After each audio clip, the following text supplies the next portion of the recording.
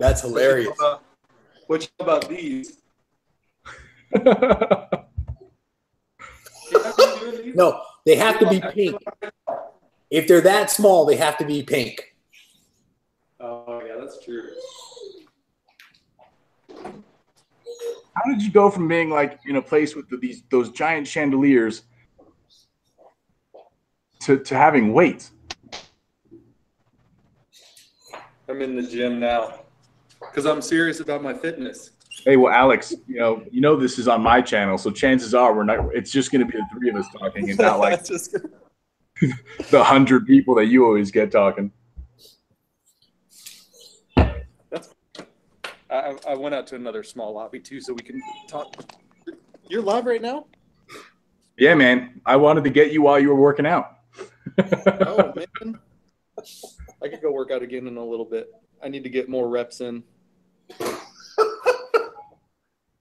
Reggie's been giving me tips. All right, so what are we doing on this thing, Matt? What's up? What are we doing on this thing? So, one, I just spent the last hour and a half watching all these last-minute contest entries, including yours, Alex. And I'm not gonna lie.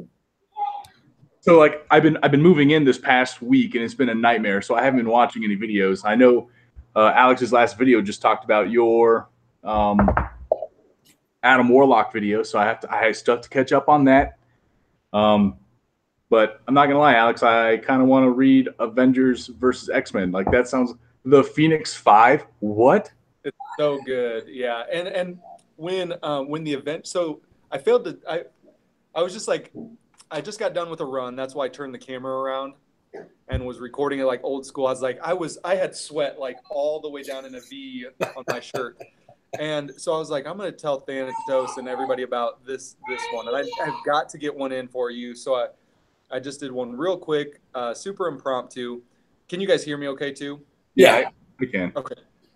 And when what I failed to mention was the X-Men are on Utopia. I believe it's like the regardless, they're on like where all the mutants kind of like are gathering. The X-Men are kind of gathering here, not in the expansion, but like in another place. And when the Avengers land on the beach and Captain America gets out, like all the X-Men are like, okay, those are the Avengers. You don't mess with the Avengers. They've got the muscle, they've got the power. You don't mess with the Avengers. And Cyclops goes out there, and he's like, him and Captain America are confronting each other. And Captain America's like, we are going to take Hope Summers. And he's like, no, you're not. And then eventually he just shoots him with the I-beam.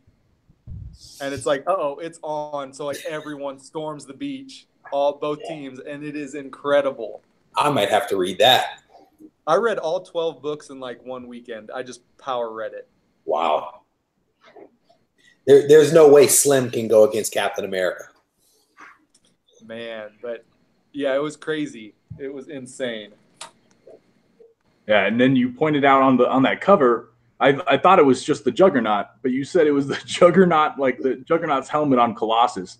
Like, I don't know, man.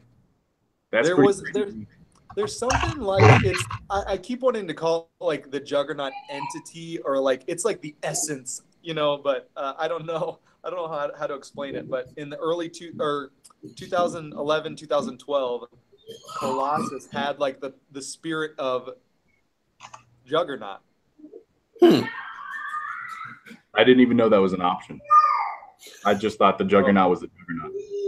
So here's them. Where is my camera here?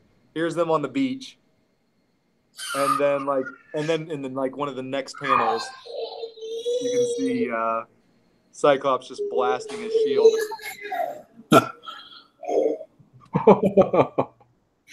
And that's X-Men versus Avengers? Yeah, A versus X. Okay. Oh, A versus X. I think I may have some of those in a box somewhere. And they had like A versus X Prelude, and they had then the main 12-issue series, and then they had A versus X Consequences, like the aftermath of A versus X. Yeah. Really good. It's where they're stretching it out. Yep. His son is wicked. You get some blinds, bro. What are you doing? Man. It's just it gets super hot in here during this time of the day because it's freezing outside. So Matt, what's the plan? What's the plan for this video? So I have a few books to show off. By Okay. show off, I just mean like 3 books. And I wanted to give people a last minute, hey, you've got 4 hours. You see that? Yeah. Alex, you need to see this picture. Like, the thumbnail is you lifting this little Oh man, that's a good one. What's up, Marco 808? Big E's in the house and SS comic reader. That's hilarious. This is absolutely fantastic. Oh, man. I gotta add that to everything. Dude, I got a book today, and I'm super disappointed. Oh no. Yeah, I'll tell you guys why. If I get a chance to show some books, I'll show you why. Oh man, dude, yeah, of course. Awful stuff, dude. Brought a tear to my eye.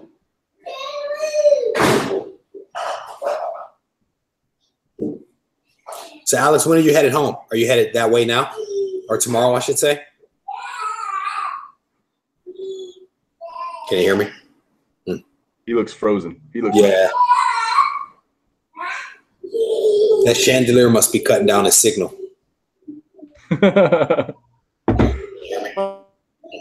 looks frozen. Yeah.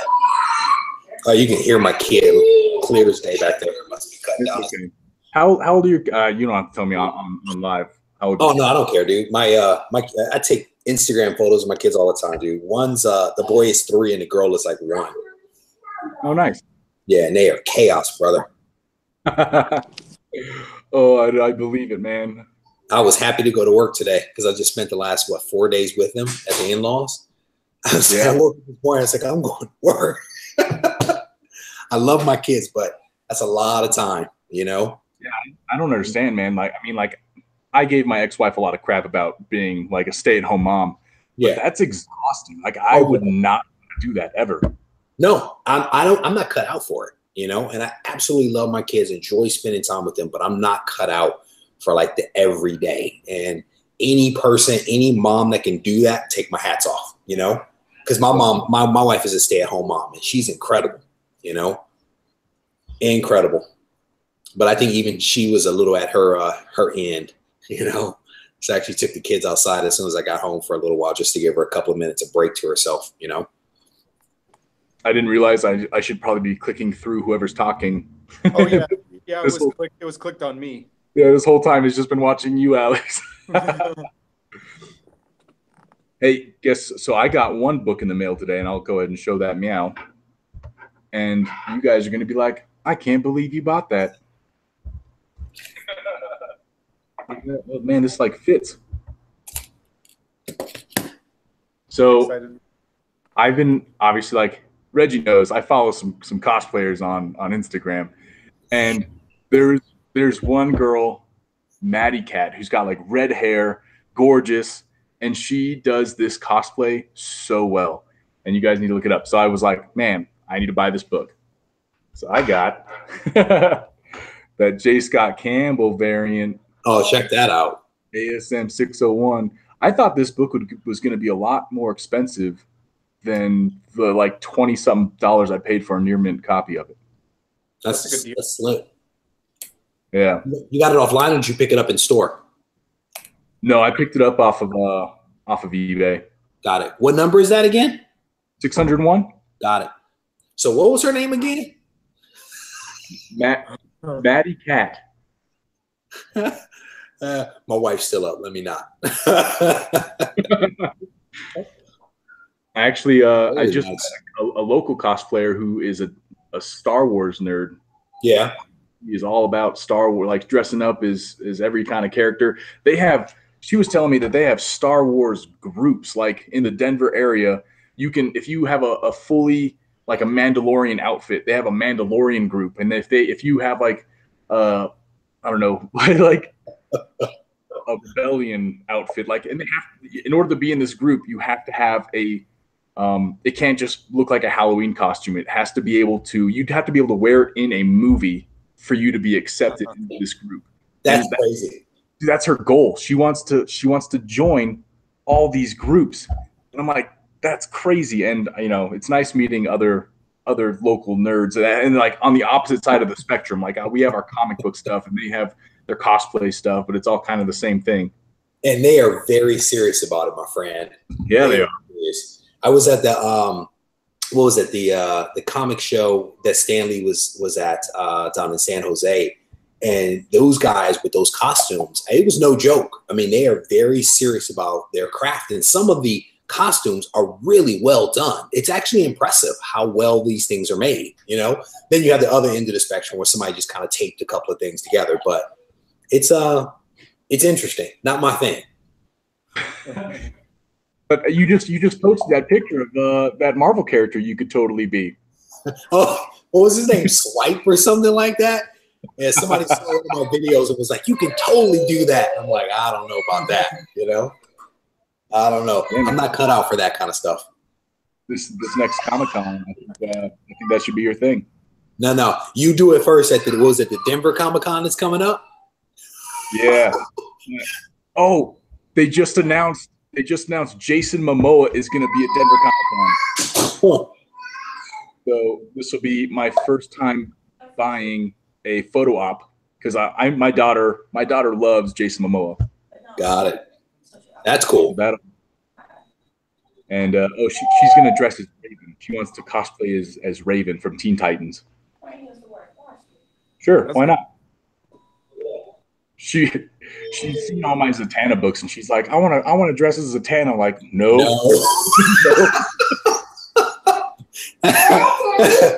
That's where you got to draw the line with Zatanna. Seriously. Hey, give me one sec, guys. Yeah. Okay. So that 601, you said you got it for $27. Night, buddy. Did you say you got that 601, that ASM 601 for $20? I think it came out to $25 plus shipping. Do you have the other ones yet? 606 and 607? I don't. Alex, I don't have a lot of Spider-Man books. I think 607 is the money book out of the three. Because it's the one with Black Cat. The Black Cat? Yeah. Spider-Man shirt. That's the money book, but all three of them are great. That was actually the 601 was the first one I got in the set too. It's awesome. That book, that's hard to find. This one? Yeah. Yep. Hold on. Sorry. And that's the expensive one too. That's probably like $60 to $80. I got an ad. Miss Hustle came here to see me and Alex on the screen. Miss Hustle, Alex is literally me. We are. Thantos is my little brother, actually. Okay, my little brother. Your email has 88 in it. Were you born in 88? No, 82. I don't know. 88 was one of my football numbers. I was like, maybe we have the same. Okay, yeah, definitely older than me. So I'll take that back. It's one of my football numbers. Can't you tell I'm a football player by my stature? Yeah, dude. Dang, put away those guns, man. Oh, man, I'm huge. You saw how you hit those weights? You saw how I was hitting those threes? Everybody's going to see how you hit those weights, man. Good. It's a good way to motivate the community. Start out the video with some threes. All right, you guys. Rep those quick. You guys know, I don't know if you follow like the Green Lantern books at all. Probably don't, but they never get good variants ever. Okay. Ever. Pick up the new one. Dude, have you seen it? The Tyler Kirkham? Look at this bad girl right here. Oh, that is slick. Oh, it's amazing. I was like, I haven't been this excited about a Green Lantern cover since Blackest Night. That's slick. I like it. Tyler Kirkham's fantastic. The partial Virgin variants are so good looking. Yeah. I think DC's doing their Virgin covers pretty good right now. They got all these great artists. They're going to town. Yeah, that's slick. Who's the artist on that? Did you say? Tyler Kirkham. Tyler. Okay. Miss Hustle's born in '88. I hope you're not 30 yet, because it's all downhill from here. Don't say that. What are you drinking tonight? What is that? Tonight it is Basil Hayden. Oh. So how many whiskeys do you have over there? Okay, it's not that many. It's respectable. It's a respectable number. I don't have a very big collection. It's just 40 long boxes. I have more whiskey than I do Amazing Spider-Man books. Like Alex talking about his small house with that 8-foot chandelier. Yeah, you guys want to see that again here in a little bit? I'll show you my house. What's that piece of art behind you? You got some nice art back there. Well, that's an original. It's a sign piece. I actually got an elevator in my house too. That's impressive. And strangers walking around. Check out my elevator and my soda machine. Eminem says, if you got an elevator, man, you made it. That's game. You won. I actually told him that years ago. Comics with Bueller's asking you to break out your sword, Reggie. What is that? You got a sword? That dude. Where can I find the chat? I can't see any of this. So I open another window with the actual video going on, and I just mute us, and then I read the chat. I haven't really been reading. Are you looking at it in YouTube, or are you looking at it on Google Hangout? No, I'm looking. I opened up another YouTube window. Okay. And that way I just pretty much open it up so I can just see the chat. Yeah, let me see if I can figure out how to do that. You see what Big E said? Yeah, they are canceling Hal Jordan and the Green Lantern Corps, which is super sad. I can't imagine that they're going to just drop because that's all the Green Lanterns except for Jessica Cruz and Simon Baz. And I know this is the last portion of the story, like the most current story. So hopefully they reboot it somehow, or at least don't kill them, because that would really suck. So what's going on with Hal Jordan right now? Because honestly, I haven't been reading it. I only read the first arc of Green Lanterns with Jessica Cruz and Simon Baz, and I like that one. I didn't quite like how she was constantly confused about her powers and couldn't make constructs and whatnot. Yeah. So I think with Jessica Cruz, and I really don't like her too much, but apparently right now, she went from being the Green Lantern who's afraid of everything to now she's mastering all of her fears and becoming potentially the most powerful Green Lantern, which kind of blows my mind. I actually haven't read these. I try to I'll pick up books and then I'll wait till I have 5 or 6 before I read them all. So that way I'm kind of in the story for a while. But the last part I left off was with General Zod is in Hal Jordan, the Green Lantern Corps, which is kind of crazy. Well, I kind of always thought with this new rebirth, I thought they demoted Hal to the Green Lantern Corps. Because I always thought that the flagship of Green Lantern was Green Lantern. And then the sub book or the supporting book was the yeah. Last time it was Green Lantern New Guardians with Kyle Rayner as the kind of side Green Lantern book. So I know what you mean. Yeah. It was really disappointing. I hate that Simon Baz is in the Justice League at all. It frustrates me that Geoff Johns they tried to instill this whole PC thing by shoving every kind of possible thing into the Green Lantern storyline. Okay, we need a Turkish American to kind of have a terrorist backstory. So we'll just make Simon Baz and give him a gun. Yeah, and then but we also need a woman, and she should probably be Hispanic, so she'll be a Green Lantern. You could have made new characters and done all this. You could have, I don't know, she could have been a Star Sapphire. I mean, maybe not. She could have been a different Lantern maybe. But now it's there's 7 Earth Green Lanterns. It's a little much. There's only so many excuses you can make for that. Alex, didn't they do the same thing with Marvel? In what regard? What do you? Didn't they do a lot of, and I wasn't really collecting during this time, but similar kind of diversity effort to be all inclusive with Marvel characters, making certain characters women, some black, some gay, some Muslim, et cetera, et cetera. Yeah,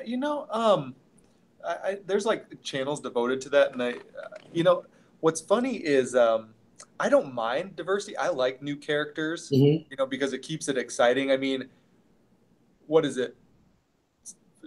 50 some years, 50, 60 years of Hal Jordan as a Green Lantern, you're going to want to switch it up. And obviously they have over the years, but like with Miss Marvel changing to Kamala Khan, I actually, it's almost weird to say that I really like the book Champions. Well, at least I liked it in the first, at least up until there was a big crossover. And I hate it when they do crossovers because it completely takes you're going on a great story in Champions, and then all of a sudden it's like, screw the storyline that I'm enjoying, and then all of a sudden the Champions are fighting off over here. They're split up, and you have no idea what's happening to the Champions. I don't care about Secret Empire.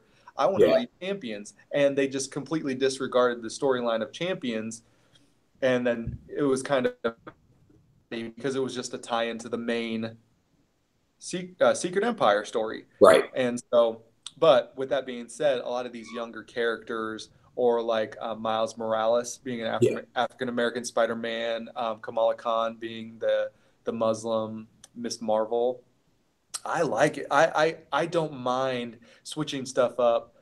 They still have Peter Parker. They still have Carol Danvers. It doesn't matter, to me. I enjoy switching stuff up. I could care less if you're gay, purple, Not everybody agrees with that, which has been kind of interesting. I think that was the point that Matt was trying to make, is that it's been kind of interesting. And again, I wasn't collecting during this time. And I don't know that people were against diversity so much as they were like, don't take away my favorite character. Yeah. And what about this character that I've grown up reading about, and now you've just basically given his or her uniform to somebody else. And so I think that was like one of the things that I was kind of reading, is no one was against diversity per se, but it was like, don't take away my favorite character, And I think that was what Matt was trying to say. Go ahead. Yeah, I think the argument was like, make that young Muslim girl her own new hero. Right. Yeah. I mean, she has her own. She doesn't even have the same power set as Carol Danvers. I mean, it's a completely different thing. Yet she took on the mantle of Miss Marvel. It's just interesting. See, but I don't mind that. Like, people taking on the mantle, like Miles Morales becoming the new Spider-Man, or Kamala Khan becoming the new Miss Marvel, taking up that mantle. But like the way that they did in Green Lantern, it actually started in like 2011 with the New 52. I mean, Alan Scott, arguably, the very first Green Lantern. When they started doing the Earth 2 series with Alan Scott as one of the main characters, they changed his entire origin story, where his Green Lantern ring was his wedding ring to his boyfriend. Like, that was his engagement ring. And like that to me was a little much, considering like there are probably people who might have different beliefs, who might have like a tattoo of Alan Scott on their body, oh no. Yeah. I like the idea that they're making new characters and fitting them into slots where, like, hey, this person hasn't been rebooted since 1977. Like, maybe it's time. And with Green Lantern, in my mind, like someone mentioned, that there's a lot of Green Lanterns, but there's never been a human Blue Lantern. Like, they could have gone some like that route, where like that way they're part of a team as like a Blue Lantern, Green Lantern, or other different Spectrum Lanterns, instead of everyone being a Green Lantern and just looking like a giant diverse group that they are. Yeah, it's a legit point.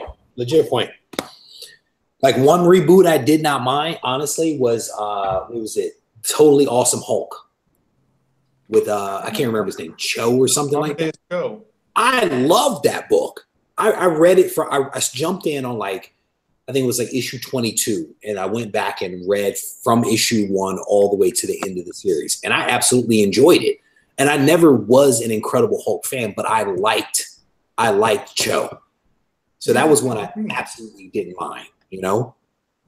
Once again, my exposure to him was in Champions, and Yep. he's great. I mean, he's intelligent, he's Yep. strong, he's an intelligent Hulk, so he's got the best of both worlds, you know? Yep.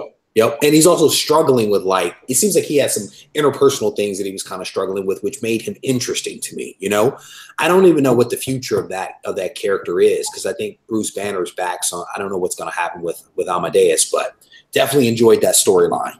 You know, I was tempted to read Champions because of that.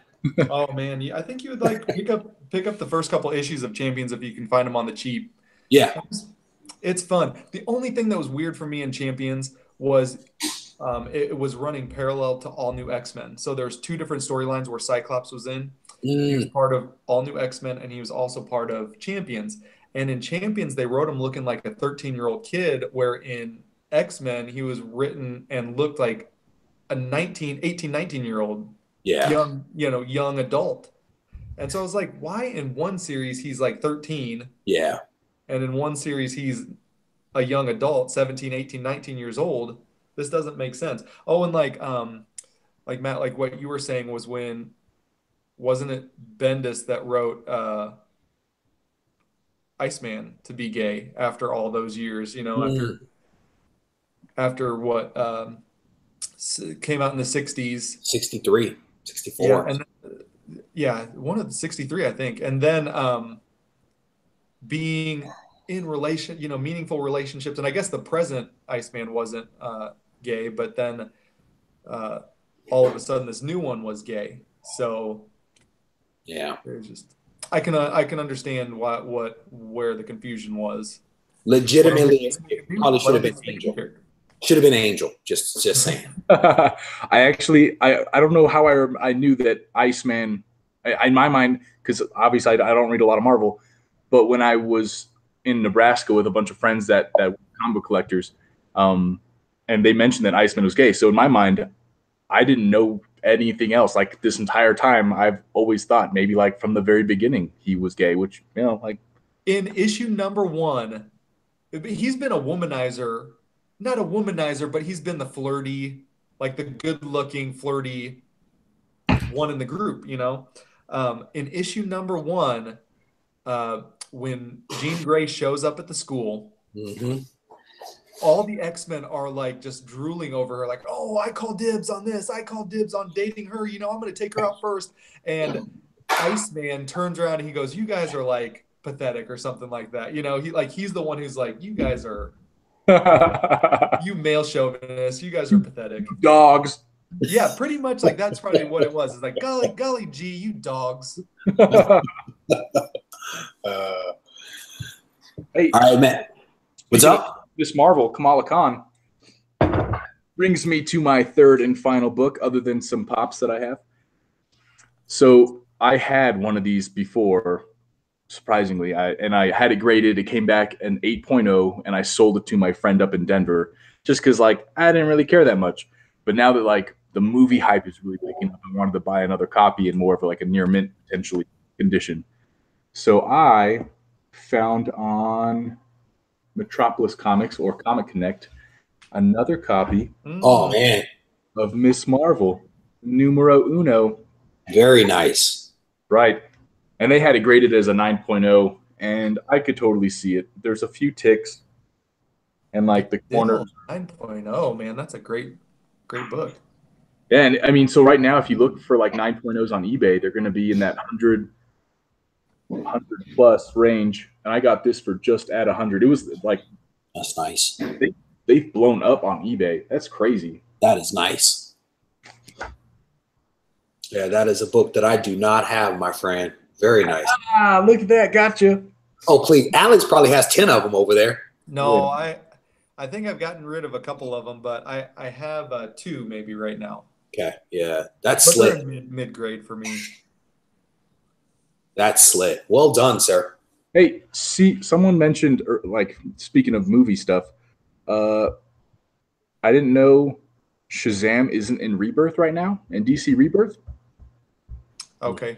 I mean, I've never read a Shazam book, but, you know, seems kind of strange that they're making a movie about him, and it looks terrible. I don't know if you guys have seen the snapshots of him, but he looks like, come on, man, you couldn't find a guy with muscles to actually just like not wear a bodysuit? No, it's padding. He's good. He's got padding. It's terrible. It looks awful. I hope that's not the real costume. I'm hoping that was just some kind of plant, maybe. No way. No way. They'll smooth it out in production. You know how it is. They'll add a little CGI. Make it dark, make them look great. It'll look good. And then, Matt, you seem to be on a tear here, my friend, with these Marvel books, man. I don't know. Two of the three are Marvel books. What's going on? Oh, man, that's right. But there was a Green Lantern one to kind of even the odd. Made a little DC sandwich. I was just talking to someone today about he was interested in my lower grade copy of Vampirilla, and I asked what's your fascination with Vampirilla? And he's just like me, where you get interested in a character and you read a few books about him and you're like, oh man, I really like that character. Yeah. And then next thing you know, you have like a full run of that character. So I imagine reading all, like, I haven't gone and picked up a lot of the books that people have been recommending me, but like thinking about reading Max Punisher or like AVX and seeing some of these characters, I have a feeling I'm gonna fall in love with certain characters and their personalities. And next thing you know, I'm gonna be like all Marvel and no DC. Yeah, we'll see. We'll see. Everybody's taste in comics, I think, kind of adapts over time. Because I know a year ago I didn't even know who Vampirilla was, and now I've read I don't know how many comics recently of her specifically. Yeah, I want to backpedal to something you said about the variant covers for DC not being that great. Like, I probably own all of like 3 DC books, right? So, I mean, this is a genuine question. Like, why do you think that is, right? I mean, I guess it's a 2-part, right? Are they into variant covers the same way that Marvel is? And then why are their variant covers not as good as one would expect them to be? You want to take this, Alex? You want me to answer?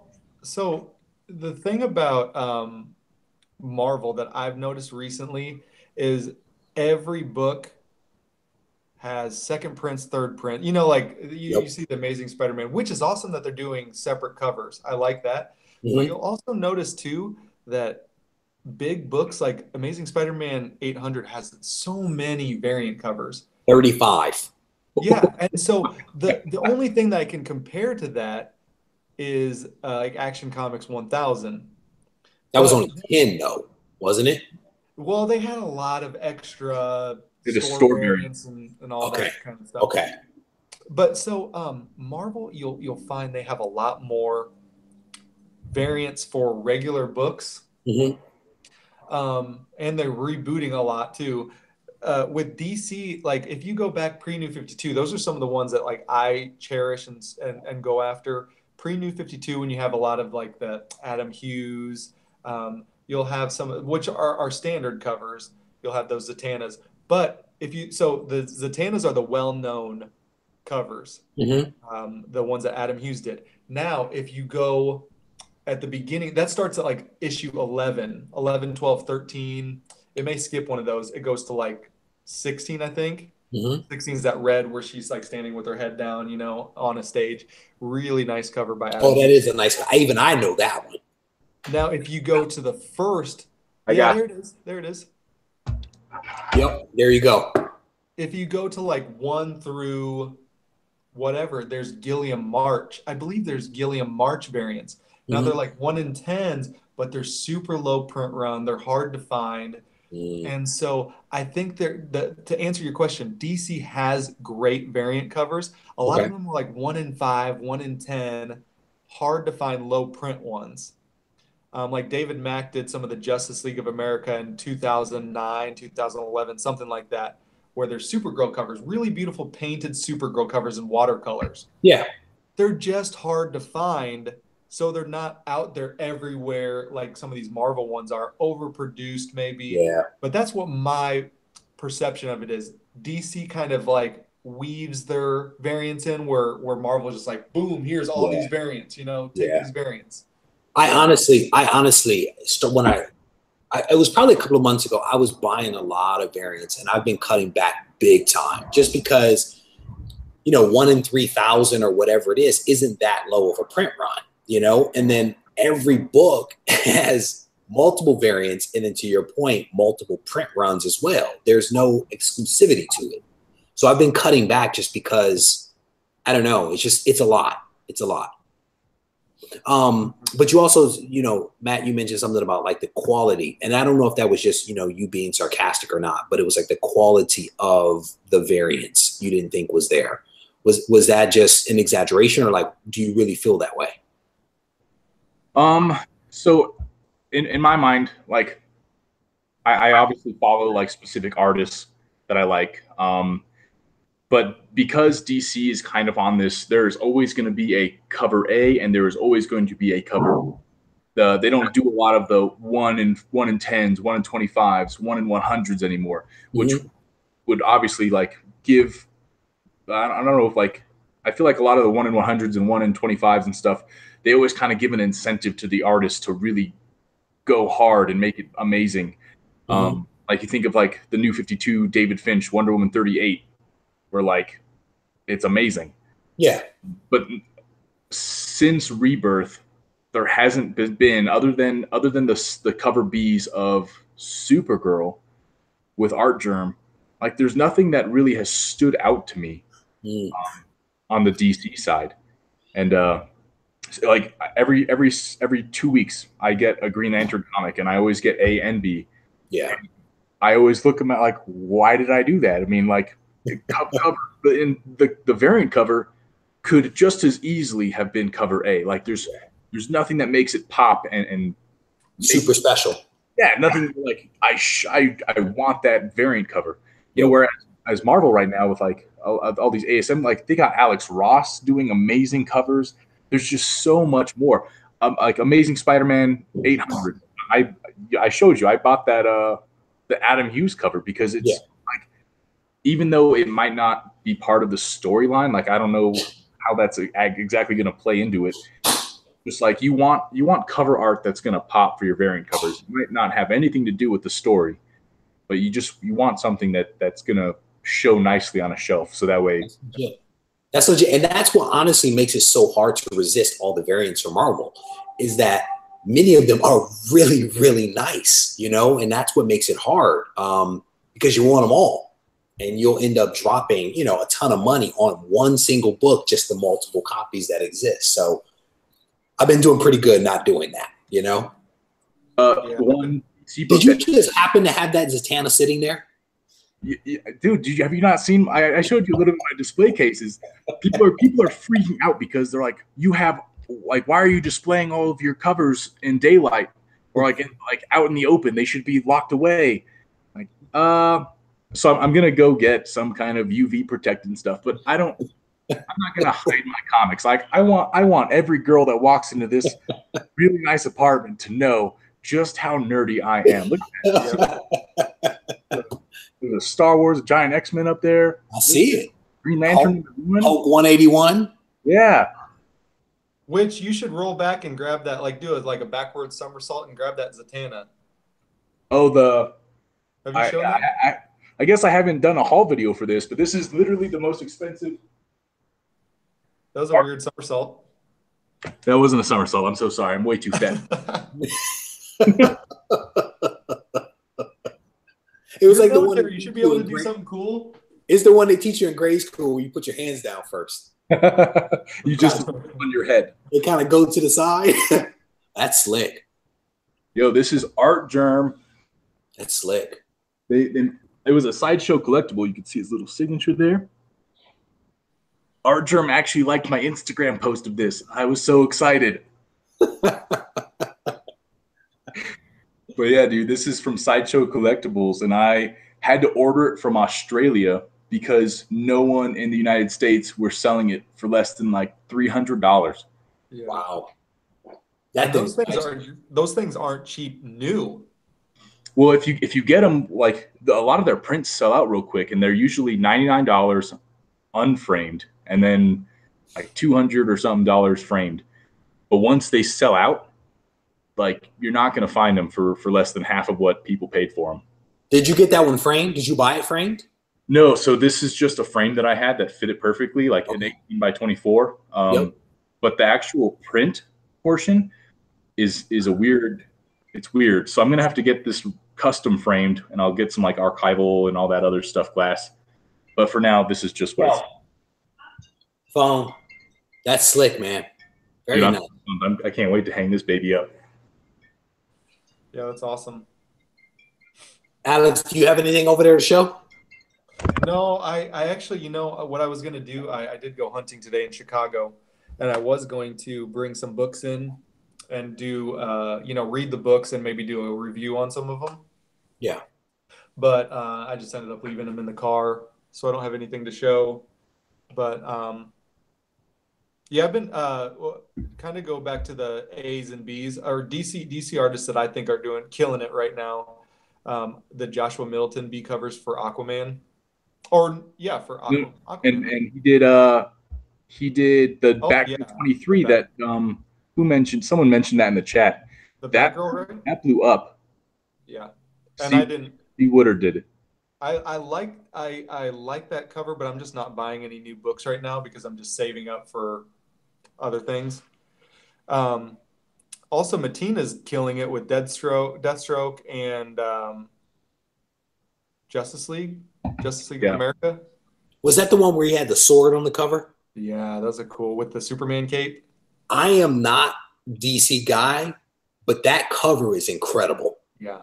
That Virgin cover is really, really nice. And the one you were talking about, Aquaman, that's the one with the shark. Is that the one, the shark diving down? I saw that one. That was recent. That's slick. That's slick. But you did some really good ones for. They had the Dark Knight, like all the Metal series had really good variants too. Yeah, somebody's saying that they couldn't justify the price of grabbing that. I finally found the chat.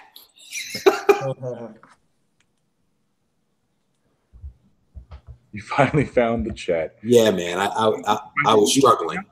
Or did you open up another YouTube channel? No, because I have my iPad here and it's set up just a little bit different, and I couldn't figure out where it was, and then I finally located it. So Pop.comic is encouraging you, Thanatos. She says, if she's the right one, she'll accept your nerdiness. That's the plan. That's it.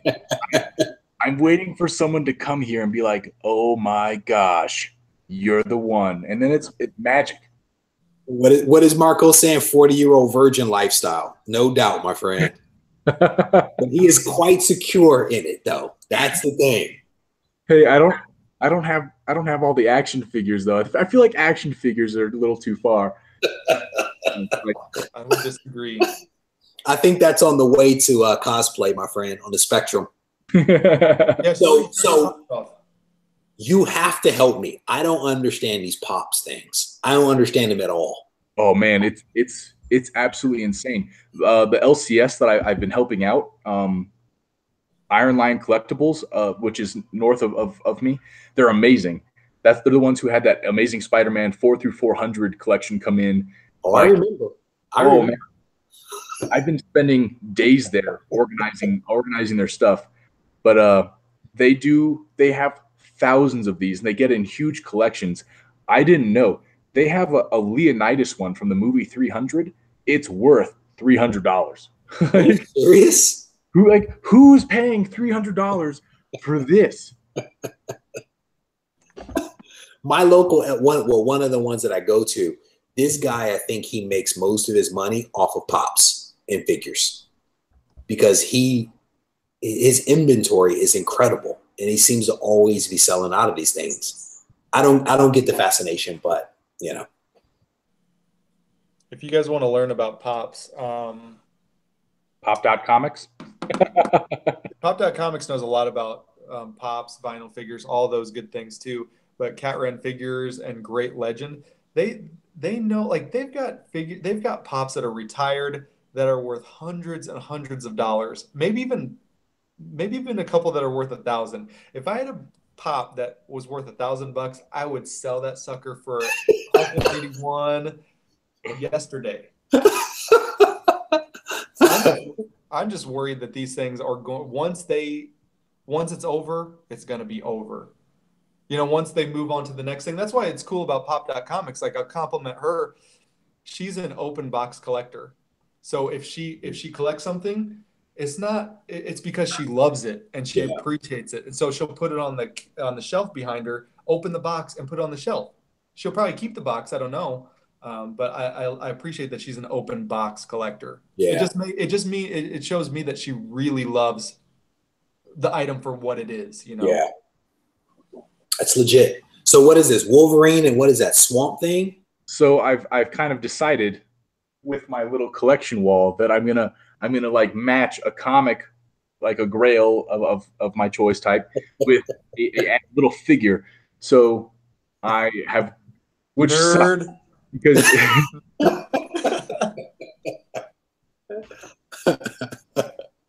oh man, you guys know Sinestro is my man. This, I had to do a best offer on eBay because they were trying to sell this for $125 for this. It's Sinestro. Like, nobody likes Sinestro but me. It's right? Made out of vinyl. That's crazy. Yeah. What's the number? What's the number denote? This is a great question. Let's ask Pop.comics in the chat, because I'm assuming that, like, I don't know. I mean, this one's number 5. In 82. But this one's pretty recent, I think. Let's see if she responds. Oh no, Mr. D says Beanie Babies over Pops are greater than Pops. Beanie Babies are ridiculously expensive still. Are those things still around? I think so. I mean, in antique stores and stuff. Wow. There's a whole bunch of like error Beanie Babies that you want to look for. That's the trick. Printing errors and whatnot. It's easier to search by the number. Yeah, but what does the number denote? Is it just a number that they randomly assign? Kind of like comics, she says. Yeah. I would assume like baseball cards, you know, like that's the Mickey Mantle is the whatever number in the line of tops cards, you know? So I guess the numbers are all going to be different based on what they are. So like this is Pop's Heroes, and you see Batman is number 1, Robin 2. Got it. So it's like little lines within. So maybe you like you want to collect like a run of a certain title. Yeah, she's saying it's the number in the series. Got it. Wolverine is number 5 out of these, and they have Spider-Man, Iron Man, Wolverine, Hulk. Got it. All right. You should be impressed that they knew these people's names. Look at that. Is that the Thing? Red's called the Thing. It's kind of an odd assortment of people. Yes, it is. I would be really in trouble if I didn't mention like one of the biggest pop collectors in the community is Spectacular Spider Grandpa. That dude is, I think he's trying to get 1,000 pops. That's crazy, man. Wow. How much are they new? I think they run like $9.99 to $10.99. That's not too bad. Yeah, I would have guessed like $8 to $12 or something like that. Yeah, I think it depends on if they're like bobbleheads or and then like for cons, they always come out with like shiny ones where they're like metallic, and those are always super expensive. Yep. My local comic shop guy, he went up to I think it was Emerald Comic-Con or something like that, and came back with like dozens of the metallic Batman, I think. I got between 40 and 50 pops, had to stop. Mr. D. Oh, so Comics with Bueller saying there's a documentary on Netflix about Pops figures. I'm gonna have to check that out because I don't understand it. Random thought. Speaking of Netflix, have you seen that they are going to start making comics? There is a comic that the Magic Order, which has an Adam Hughes variant. Yep. I'm all about that life. Somebody hit me to that the other day. Like the guy, I can't remember who the writer is, but he's like I think he's like writing the episodes at the same time as he's writing the comic to come out. Like it's not like they're pulling from a series of comics. He's doing them at the same time. So it's going to be interesting. The Magic Order. Yeah, you can pre-order right now. I think I picked up a few copies. Oh, did you? Yeah. Yeah, I just picked up like one of every cover, and then the Adam Hughes variant I picked up too, just in case. Dude, they are on a tear right now, making TV shows and movies off of comic books. Yeah, Jamie Foxx had just signed on to do Spawn, the remake. There was another announcement the other day. The Magic Order was one I heard about, but there was one other that was picked up, and I can't remember what title it was. Something I had never read before, really even heard of, for that matter. All right, so I'm gonna show you guys a couple of things if I could. Is that cool? We love that. All right, so you guys know, if you watch any of my videos, I was trying to pick up all of the pre-ASM 252 appearances of the black costume. And I had just about every one of them until I started doing my research and realized there were 2 books that I was missing. And I can't remember the other, but the one that I was missing was something called The Comic Reader. Never heard of this book before, but the day after I posted my video, I got an alert at like 5 o'clock in the morning that the book had been found on my wish list on, what was it, mycomicshop.com. So I'm half asleep. I ordered the thing and the book arrived today. And let me see if I think the box is outside. Yeah, the box is outside. But what I have realized in the process of getting this book is that the United Postal Service hates comic books. I saw your post. This is the book. Oh my gosh. Oh no. That is the book. It is a really nice copy. It's not expensive at all. I mean, I think I paid like $2.40 for the book, right? But the postman just did a number on this thing. It's pretty bad. It's got a couple of wicked bends right in the spine. So I reached out to the seller, My Comic Shop, to see what they might be able to do, and I'll see if I can track down another copy. But definitely disappointed with this one, you know? Yeah, super disappointing, you know? Do you have like your own personal mailbox?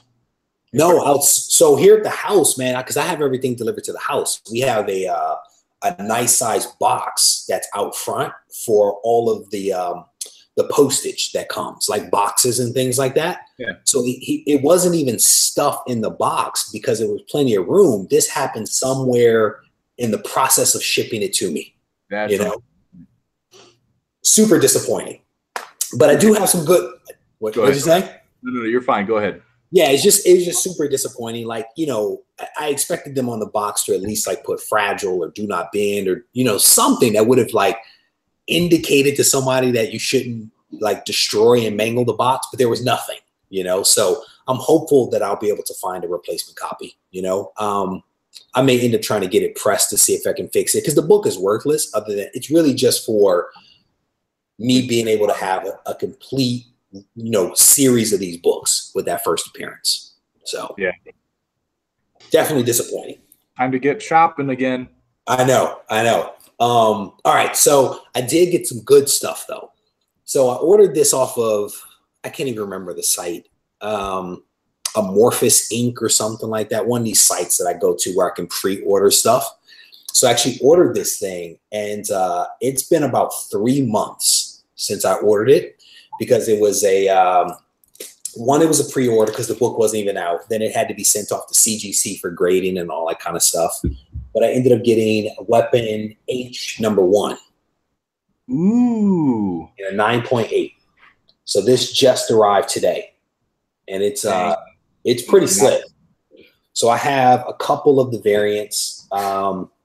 I think this one had 3 or 4 different covers, and so I got all of those, and then I went ahead and snagged this because this is actually a homage to Hulk 181. Yeah. That's part of the reason why I snagged it. So I'm actually probably going to record a video tonight of all of the various homage covers that I have for 181, and this is one of the ones that I was waiting on.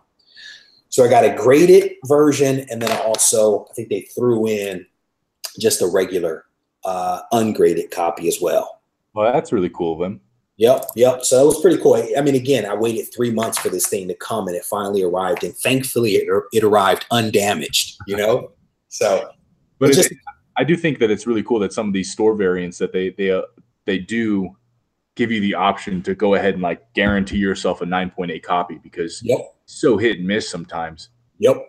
And I mean, as you can see by evidence of this, you never know what the mailman's going to do, you know? So, I mean, it's just cool because what I did is I actually, I got super excited about this Weapon H series before it even came out, because I'm a fan of, you know, Incredible Hulk. I'm sorry, I'm a fan of Wolverine, but then Hulk 181 is just such an iconic book, right? And to see a character that's a merger of the two, I just thought was kind of cool, you know?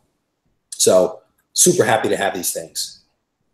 And Comics with Bueller, if you're still watching, that sword may make an appearance at some point in this video if I record it tonight. So chopping up that UPS box that was damaged.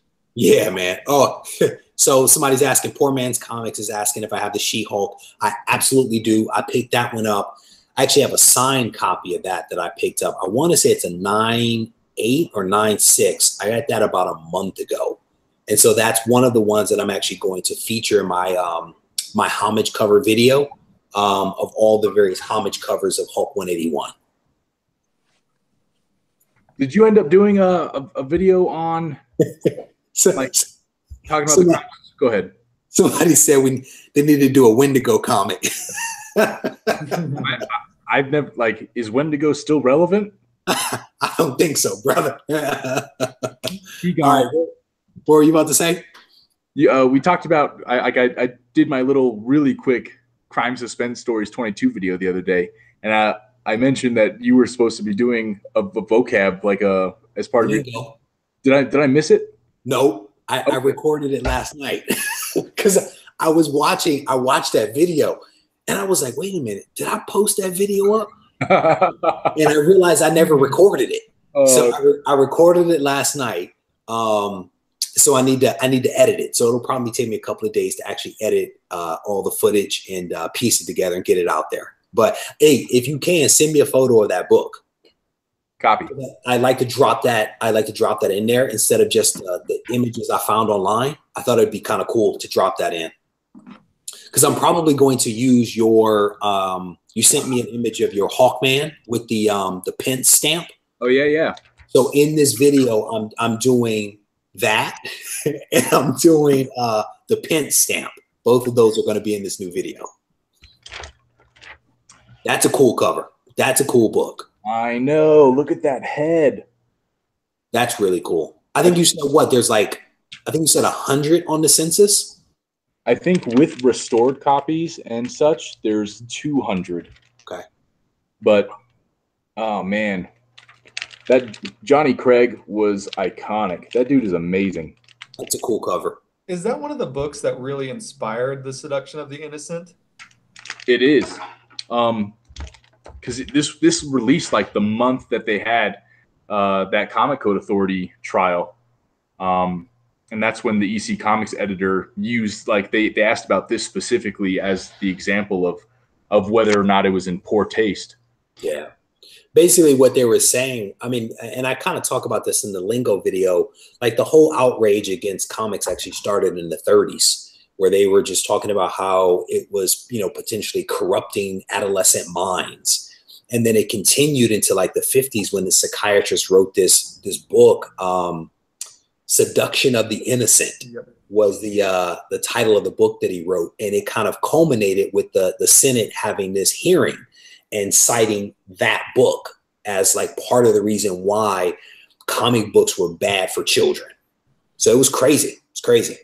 Yeah, that's nuts. Poor Man's going to be a store exclusive. Dude, it's hilarious. Weapons Squall Comics, how you doing? Stadium Comics, go check it out on eBay. You guys are hilarious. I am not buying Wendigo 1. But what's crazy is that I had never really seen this cover before, kind of before Matt started talking about it, kind of got my attention. And what I realized is I actually have, I want to say it's a New Avengers homage cover to this one that was done like in the mid 2000s that I picked up and didn't even realize that that's what it was paying homage to. I just thought it was a weird cover at the time. You know, now I get the history and the significance of it, you know? There's a Wolverine one too. I don't know if it's like maybe Wolverine 55.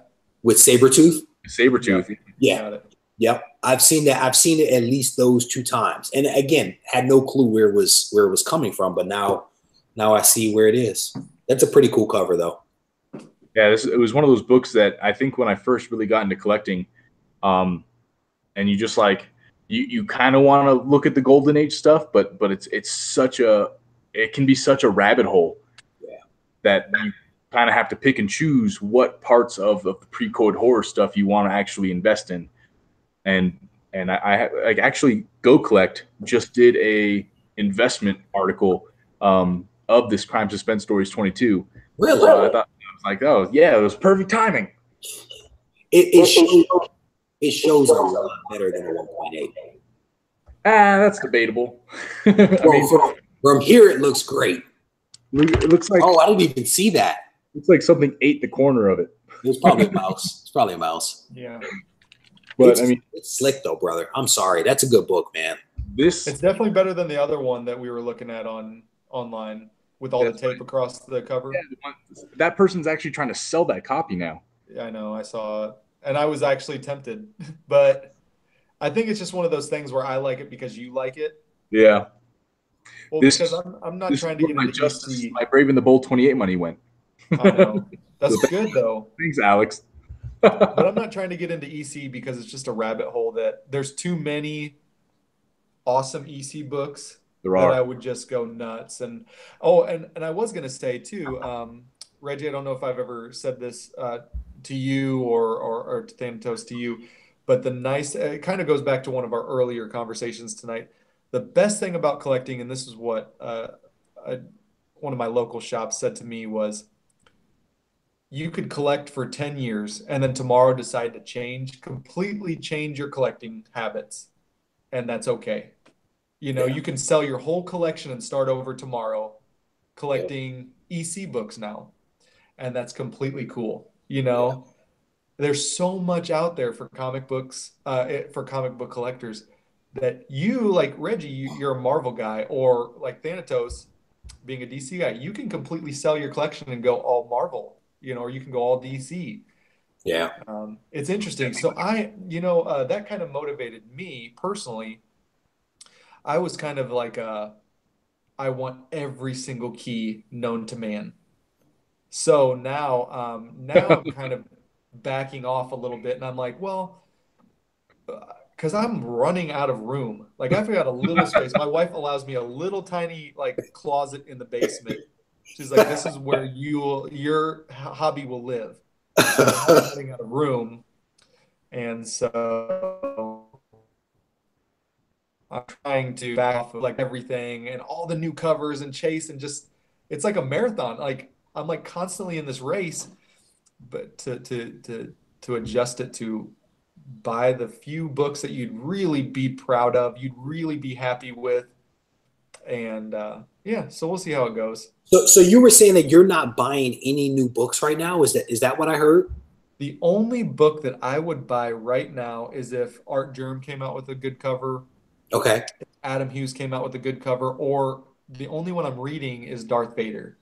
Okay. By Marvel. Really good storyline. I've really been enjoying that. And I'm able to discuss that book with Beyond the Blast Doors. He's a guy who lives in my town. So. And so you were saying that your original pursuit, if you will, was every key known to man, right? And you've kind of backed away from that. Go ahead. Yeah, so where are you like focused now? Like what motivates you to buy one book versus another book? Like, you know, I'm like, where's your focus right now?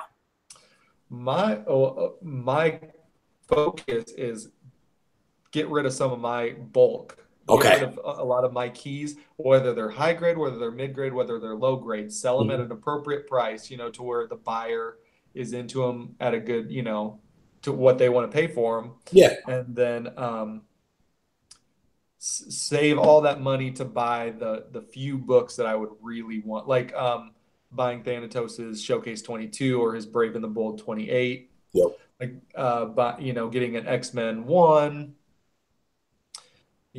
stuff like that. Okay. And also slabbing. I'm slabbing like the few books that I really want. Like, these are unmovable books. These are books that I can never get rid of. Slabbing those books, and also kind of creating more displays in my, inspired by Silver Age Dave, creating better displays in my man cave room. Yeah. To where I can display some of these books. How long have you been collecting? Oh, I've been collecting since early 90s, 92. Okay. Do you think that you've reached that point where you're in a position to change your approach because you've had so many keys? And I'm asking that question for a reason, because I'm gonna make a statement after, but I'm just curious, like, if you've had those keys, is that why you feel comfortable not chasing some of them because you've amassed so many? Like, what's the thought in terms of your evolution? It's as you're asking the question, I was gonna answer one way, but as you continue to ask your question and qualify it, it almost shifted my answer a little bit to where I was going to say, yeah, I've been fortunate enough to be able to find a lot of these keys in the wild. The Midwest of the United States, like this pocket right here in the middle of the country, has comic books like you would not believe. Yeah. But with that being said, it's almost to the point now where it's not that I've had all those, minor keys or like all these, minor first appearances or whatnot, but it's like, it's gotten to the point where it's like, it's just too much. Okay. It's like, when I look back, I was like, man, I really chased that. I really chased hard that one book, and I was paying retail for it. And now I paid, $80 for it. And now it's worth $20. Yeah. When I could have just spent my money on books that you're talking about, investing in these smarter books, or like RB3 is saying, hey, here's where the return is on these type of books. Yeah. Yeah. Those analysis that he does are incredible. Absolutely. I don't think that's kind of what me too. Go ahead. I'm sorry. I cut you off. I'm sorry. Oh, I was just saying that's what motivates me too. They're so smart. They're so intelligent. I've been taking some, prerequisites for my master's. I've been taking like finance, accounting, and economics. And when I watch his videos, I'm like, wow, this really makes sense. You can really be smart about comic books because there is a return. There is a possibility of return, Right.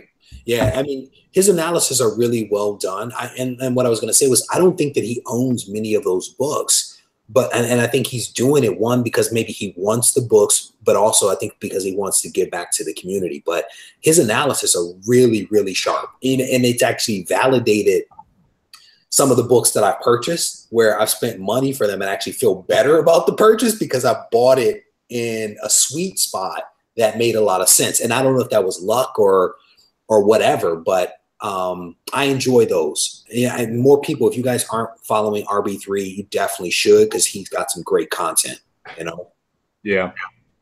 Matt, what about you? How long have you been collecting? So I've been reading since 2005.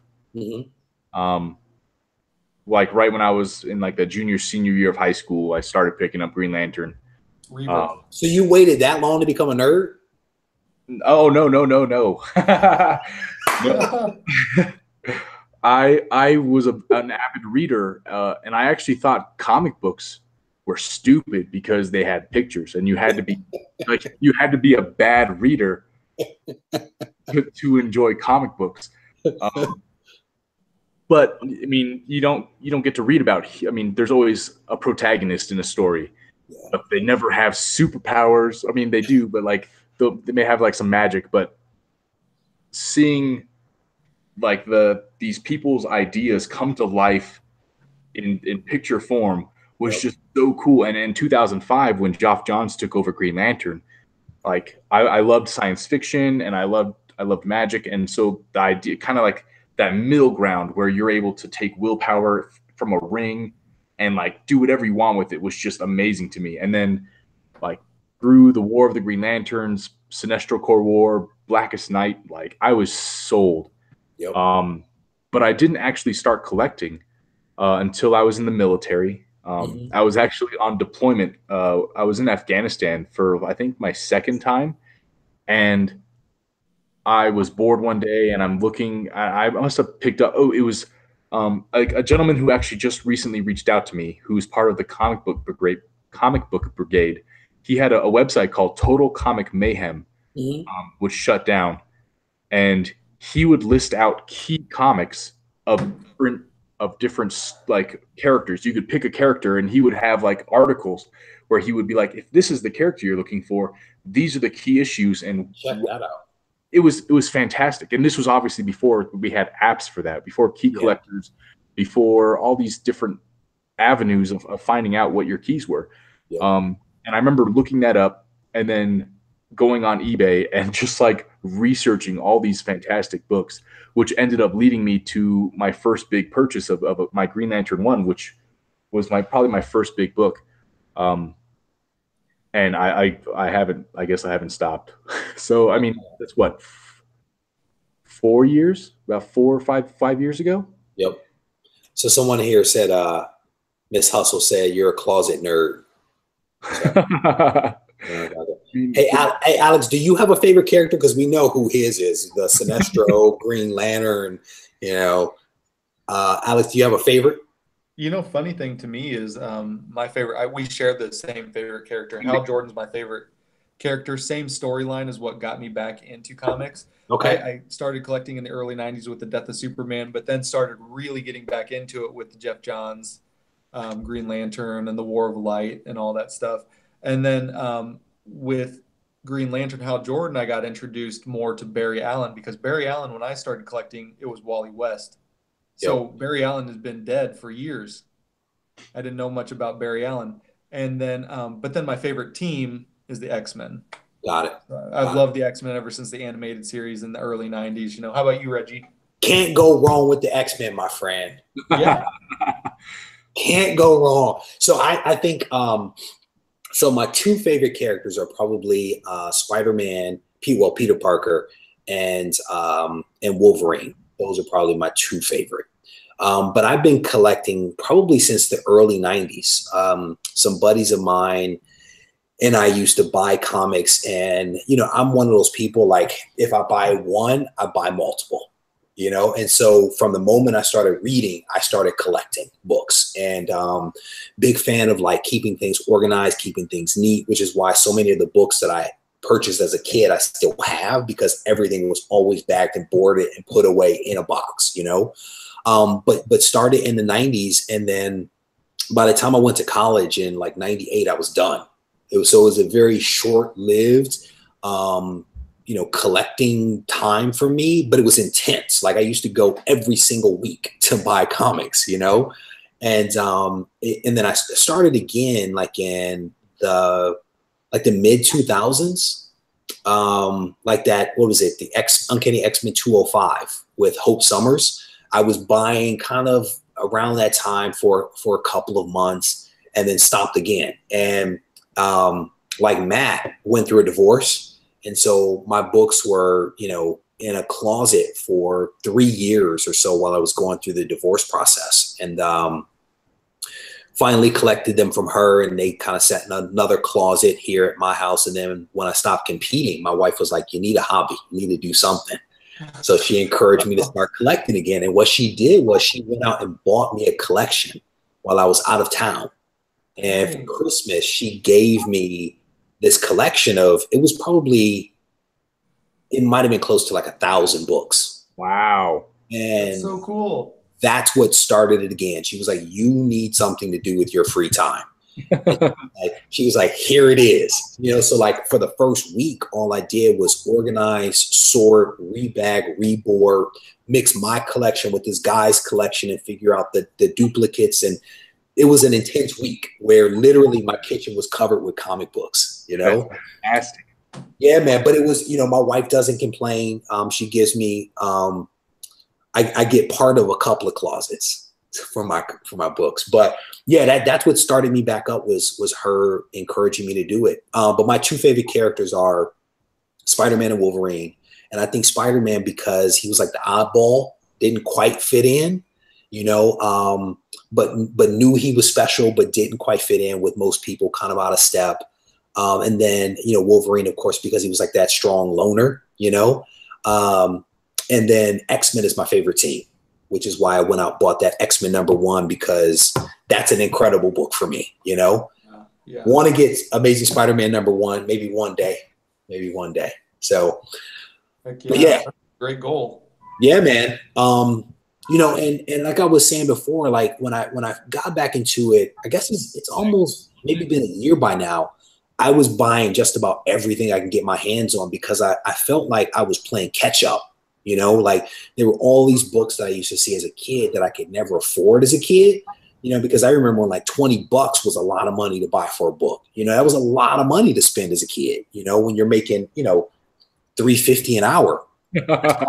So I never bought many of these books. And then as an adult, I'm like, well, I can buy these, you know, and I can afford them. And so I bought a lot of stuff. And now that I've done that, I think I'm starting to be a little bit more subjective than I was before, you know, and that's kind of why I was asking you that question around how you made the adjustment, you know, from hunting every key to being a little bit more selective, because I think I'm getting to that point where I'm starting to pick and choose a little smarter than before, you know. And you can never truly take out the hunter in you. You can never really. If you're a hunter, you're a hunter. You know what I'm saying? You crave to dig in long boxes. That's true. That's true. So I will always dig, but I put back more books that I would have bought every time. Yeah. I put back more books in the last couple weeks The stack that I would have bought without even thinking. I'm getting better. I'm getting better at walking away, you know, because what I've realized is that there's depending upon the book, there are lots and lots of copies. You know, if I ever choose to buy it, there are lots and lots of copies out there. Somebody here is who is it? Matt 24 D1. He wants ASM1, trying for a run of 1 to 20. You and me both, my friend, except I actually want to go 1 through like 150, I think. Hey, man, you could just come over here and buy the entire collection from Iron Lion. Dude, so tempted. So tempted. We're probably going to have to call this in a little bit. I think Alex's iPad's running on fumes here. It is on fumes now. But I got a little nostalgia for you real quick. I broke it. There it is. Look at that. I remember that. That's the iconic X-Men TV show song. I remember that. That takes me back. Yeah, man. I, to this day, remember that song. That song. I remember Gambit was my favorite in that show. I thought it was awesome. But anyway. Gambit was one of my favorites, too. Yeah. His voice in there, his terrible Southern accent was the best ever. Cajun accent. Hey, Matt, great idea, brother, to get us together. Thank you for having me, man. We should definitely do this more often. Yeah, man, I had a good time. Me too. And everybody, don't forget, if you haven't done my contest entry, tonight's the last night. Tomorrow I'm going to go through and try to do all the math and figure out who's going to get these fantastic books. Yeah, you might get that totally awesome Hulk, Reggie. But everybody sub each other up. Thank you guys all for being here with us and talking comics. It's definitely a passion for everybody here. So again, Alex, thank you so much. Reggie, I definitely added your guys' links in the description. So thank you, brother. And then I'll add like RB3. I think we talked about him a little bit, and Pop.comics for Pops. So I'm out. Everybody, I love you guys. And talk to you guys later. See ya.